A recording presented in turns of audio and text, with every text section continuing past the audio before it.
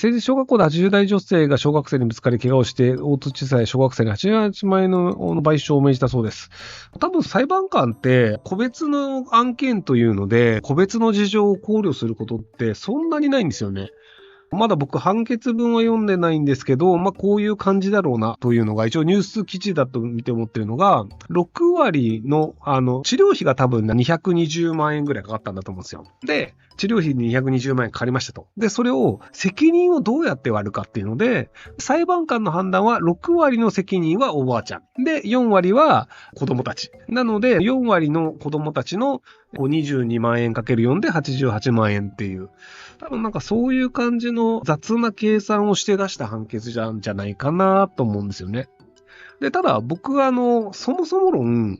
子供が学校に行って何かお金を払わなければいけないという状況を作るべきではないと思ってるんですよ。子供はルールを守るべきじゃないかと。ルールを守らないで何かやらかしたんだから、それは責任を負うべきであるっていう人がいるんですけど、それは大人がやった場合はそうです。大人は責任を負うべきです。ただ子供というのは基本的に責任を負うべきではないです。じゃあ子供同士が喧嘩した場合にどうなるかっていうと、治療費とか保険で降りるんですよ。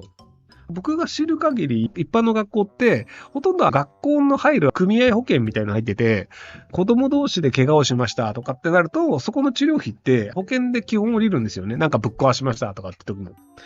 学校で野球をやっていて、で、そのボールが近所の家の窓ガラスを割りました。で、その場合は野球をやってた人たちで賠償しましょう。で、それは保険が適用されないからなんですよ。で、子供同士の怪我とか、子供と職員の怪我とか、子供と給食のおばちゃんとかの怪我は保険で降りるんですよ、基本。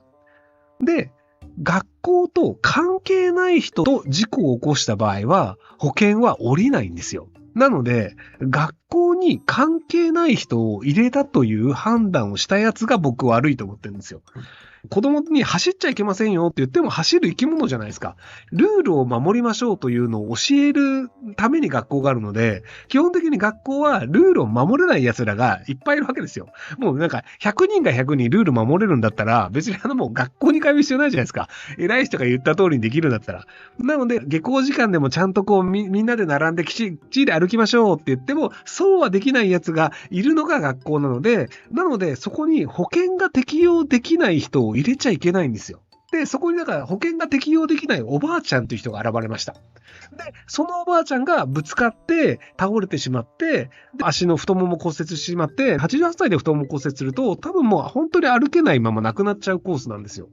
なので多分遺族や家族としてはふざけんなということで訴訟したっていうんだと思うんですけど、おばあちゃんの言い分としては、グラウンドゴルフというのの愛好会に開放していましたと。で、現状は子供たちが完全に下校した後に高齢者の人たちはグラウンドゴルフで入ってくださいってなったんですけど、事故が起こった当時は何時からグラウンドに入っていいっていうのが明確になってなかったっぽいんですよね。なので子供は下校の時間で、下校の時間ってみんな走り回って帰ったりとか当たり前にやるじゃないですか。で、早めに帰ってきたおばあちゃんがぶつかってしまったっていうのがあるんですけど、そもそも論保険が適用できない人を子供が学校にいる状態で中に入れるなという話なんですよ。だって保険適用できないわけだから、何か起きたとしたら子供は責任持てないわけだから、っていう風に考えたら、なんで許可したの学校っていうので、僕はこれ学校の問題なんじゃないかなと思うんですよね。空いてるグラウンドなんだから地域の人が使ってもいいじゃないかっていうのは論理としてはわかるんですけど、ただ僕はどんな時でも小学校は小学生を優先すべきだと思うんですよ。なので地域の人たちがいくら使いたいと言っても、小学生に対して何らかの制限とかが加わるのであれば、それは使わせてはいけませんっていう。なので、小学生が普通に先生に言ったことを従わないも含めて、普通に学校の中でやることに関して、子供に何らかの責任を負わせるというのは僕はやってはいけないと思うので、なので、ちょっと裁判官の判断はいかがなものかなというふうに思ってたりはします。はい。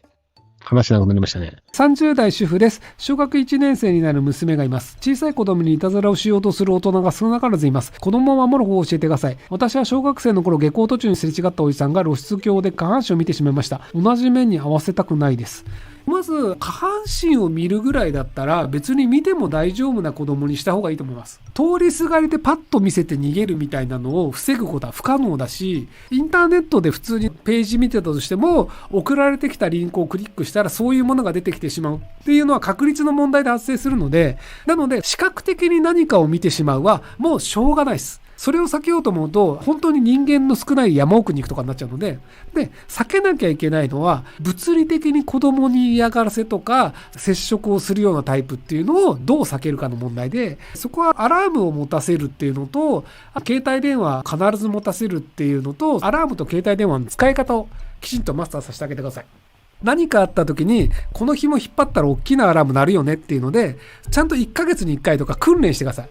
本当にビビっちゃって体が動かなくなっちゃったっていうので、アラームさえ引けませんでしたってなっちゃって車に連れ込まれましたってなっちゃうと、車の中でアラームを鳴らしたとしても窓閉めてると聞こえなかったりするんですよね。なので車に詰め込まれる前にアラームを引っ張らなきゃいけないので、そこの訓練をするとかだったり、携帯電話とかで GPS、 子供のなんとか本みたいな子供の GPS つなぎっぱなしのやつがあって、でそれでそのどこにいるっていうのが必ず分かるような携帯があるので、帰ってくる時間に帰ってこない、おかしいよねっていう時はすぐ電話するし、電話出ないんだったら GPS でちゃんと場所を調べるみたいな形で、そういう犯罪に巻き込まれないようにするし、巻き込まれそうになっても逃げれるっていう、そういう対処をきちんとやった方がいいんじゃないかなと思います。ペーパーレスで会社は潰れると言われて10年くらい経ちますが、未だに潰れる気配がありません。むしろコロナで業績が上がっています。とはいえかつ業績が厳しい時が来ると思った人がいつくらいになると思いますか？製紙工場とか紙関係の業者の方なんですかね。いやー、だからそのペーパーレスにするための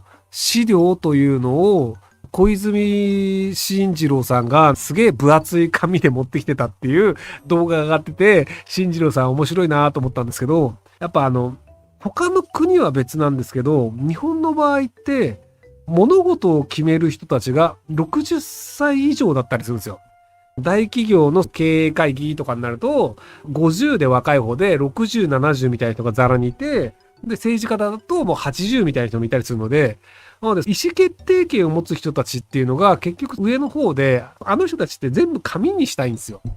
タブレットをこうだと見えねえって言って広げれば文字大きくなるんだけど、そういうのもやり方もよくわかんないから紙がいいみたいにつって老眼鏡で見るみたいなのがあるので、その日本の文化自体が変わるかっていうと多分変わんないんですよね。80歳の人がいなくなったら社会が良くなるのかっていうと、多分70歳の人が80歳になるだけで、じゃあ今の40歳の人が年取ったらそれが変わっていくのかっていうと、多分40歳の人が50、60になるにつれて自分たちの既得権益を持って新しいことを覚えないっていうのをやり始めるんですよ、日本の場合は。なので結果として多分ほとんど変わんないんじゃないかなと思うんですよね。少子化問題とかって40年前ぐらいから言われていたんですけど、未だに解決しないし、じゃあ実際何するかっていうと何にもしなかったじゃないですか。なんか一応政府やるとは言ってるんですけど、少子化対策予算を倍増するって言ったんですけど、子供予算が1兆円だとすると、子供が2倍に増えたら2兆円になるから倍増じゃないか。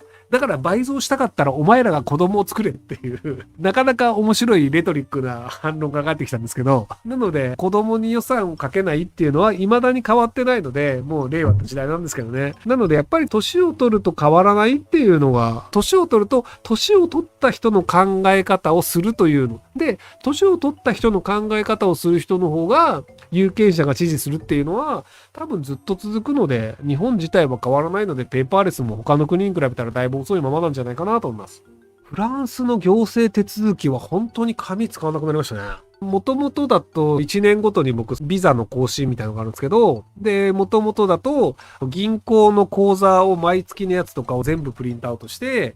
書類もいろいろ書いてっていうので、電気の領収書とか電話の領収書とかっていうのを紙で持ってって提出して、でビザの更新とかあったんですけど、今もう全部オンラインになったんですよね。サイトから PDF で落としてきて PDF を添付ファイルで送るみたいになってて、なので行政書類で最後紙書いたのいつなんだろう。納税とかも全部オンラインになったので、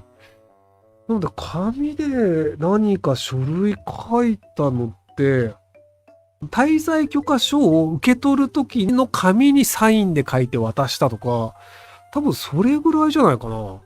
資料を渡す側で紙で印刷して渡すはもうない気がするな。っていうぐらいペーパーレス進んでるんですよね。ワクチンの証明書とかも全部アプリだったりするので。で、最初の頃にコロナの頃も外出ちゃいけませんっていうルールだったんですけど、散歩だったり買い物だったりとかで1時間半までだったら外でいいよみたいな。で、それは自分で申請書を書いて持ち歩けっていうのだったんですけど、プリントアウトして自分で書くみたいになったんですけど、1ヶ月ぐらいでもう PDF でええわってことになって、政府が作ったサイトのフォームに名前とか外出目的とかって入れると PDF が生成されて、で、警察官に PDF ぼやって見せると、OK OK みたいになるっていうのがあったりするので、なので、ペーパーレスはちゃんと進めようとしている国はどんどん進むけど、日本はそういう国ではないので、進まないんじゃないかなと思います。ご視聴ありがとうございます。今回の動画はこちらからの切り抜きになります。